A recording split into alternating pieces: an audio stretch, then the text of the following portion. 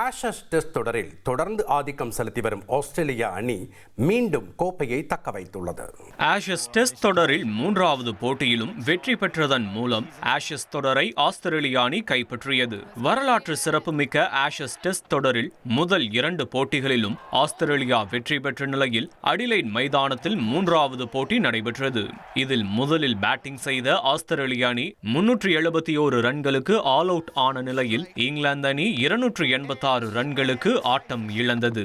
2வது இன்னிங்ஸில் ஆஸ்திரேலிய அணி டிராவிஸ் ஹெட்டின் அபார சதத்தால் 349 ரன்கள் எடுத்தது. 435 ரன்கள் இலக்காக கொண்டு 2வது இன்னிங்ஸில் களமிறங்கிய இங்கிலாந்து அணி 4ஆம் நாள் முடிவில் 6 விக்கெட்டுகளை இழந்து தடுமாறியது. இருப்பினும் 7வது விக்கெட்டிற்கு நிலைத்து நின்று விளையாடிய ஜேமி ஸ்மித் வில் ஜாக்ஸ் ஜோடி 91 ரன்கள் சேர்த்து நம்பிக்கையளித்த நிலையில் ஸ்மித் 60 ரன்களில் சிக்ஸருக்கு ஆசைப்பட்டு அவுட் ஆனார்.